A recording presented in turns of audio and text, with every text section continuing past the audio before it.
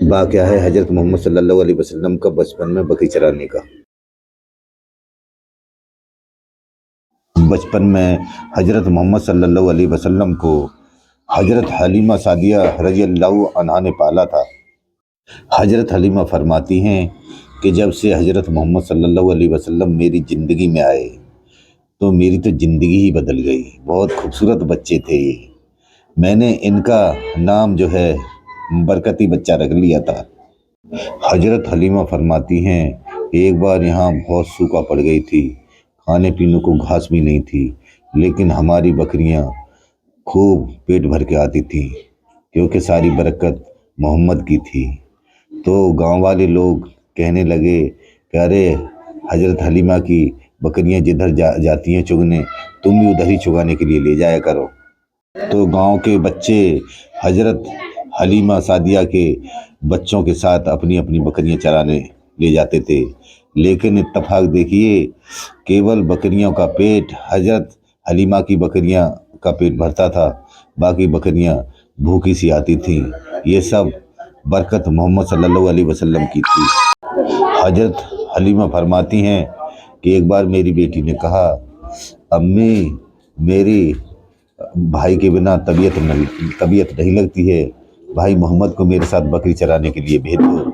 तो हलीमा बोली, नहीं बेटी, मैं इनको नहीं भेजूंगी क्योंकि वहाँ पर जंगली जानवर हैं और मोहम्मद को नुकसान पहुँचा सकते हैं।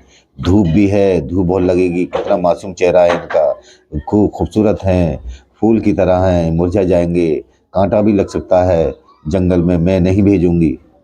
इस पर हलीमा की बेटी ने कहा, अम्मी क्या बात कर रही हो धूप की, जब मेरा भाई मोहम्मद मेरे साथ होता है तो आसमान से बादल का टुकड़ा हमारा साया किए हुए होता है। और जंगली जानवर की बात कर रही हो, जंगली जानवर तो भाई मोहम्मद के माथे को चूमते हैं, प्यार करते हैं और उनके आगे सजदा करते हैं और अदब से बैठ जाते हैं। और अम्मी, जब भाई मोहम्मद हमारे साथ होते हैं तो पूरा दिन अच्छे से व्यतीत हो जाता है। हाँ, बकरियां भी अच्छी तरह से चुग लेती हैं, बकरियां कहीं नहीं जाती, एक जगह ही चुगती रहती है। हाँ माँ, बेटी खुशामद करती रही और हज़रत हलीमा मना करती रही, लेकिन बेटी के ज़्यादा खुशामद करने पर हज़रत हलीमा ने कह दिया कि ठीक है, ले जाओ। हज़रत मोहम्मद सल्लल्लाहु अलैहि वसल्लम अपनी बहन के साथ बकरियां चराने जाते और आ जाते। कुछ दिन आते जाते रहे, फिर थोड़ी दिनों के बाद उनकी माँ हज़रत हलीमा ने मना कर दिया बेटी से कि नहीं, अब मोहम्मद को मत ले जाना। फिर मोहम्मद एक दिन ना गए, 2 दिन ना गए, 3 दिन ना गए, तीसरे दिन ही हज़रत हलीमा का बेटा रोता हुआ आया अपनी माँ के पास और कहने लगा, माँ एक बकरी को भेड़िया ले गया। ये बात सुन करके हज़रत हलीमा रोने लगी और कहने लगी, मेरी बकरी को क्यों ले गया भेड़िया। हज़रत हलीमा को रोता हुआ देख मोहम्मद ने कहा, अम्मा आप क्यों रो रही हो, मुझ पे आपका रोना नहीं देखा जा रहा। वैसे भी मोहम्मद किसी को दुखी देखते तो उन पर सहन नहीं होती थी। अम्मा आप चिंता मत करो, हम जंगल जाएंगे, अपनी बकरी को लेकर के आएंगे। इस बात पर हज़रत हलीमा ने कहा, नहीं मेरे प्यारे मोहम्मद, तुम जंगल नहीं जाओगे क्योंकि वहाँ जंगली जानवर तुमको नुकसान पहुँचा देंगे।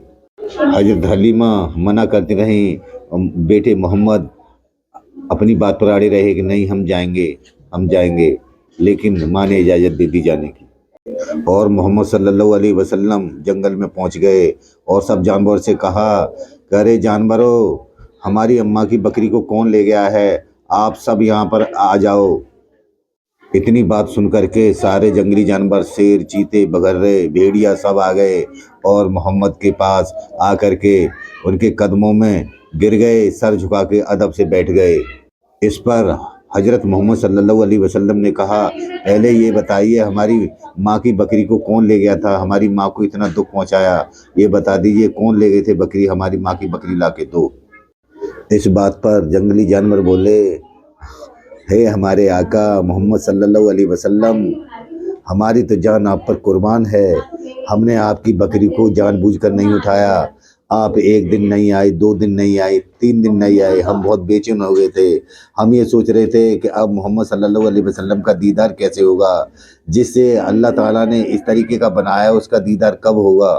اے اللہ کے نبی حضرت محمد صلی اللہ علیہ وسلم، ہم ترس گئے تھے آپ کی صورت کو دیکھنے کے لیے، تو ہم نے یہ پلان بنایا کہ آپ کی بکری کو چھپا کے رکھ لیتے ہیں، تو آپ ضرور آئیں گے بکری کو چھڑانے کے لیے، اس لیے ہمیں آپ کا دیدار بھی ہو جائے گا، ہماری غلطی کی معاف کر دو۔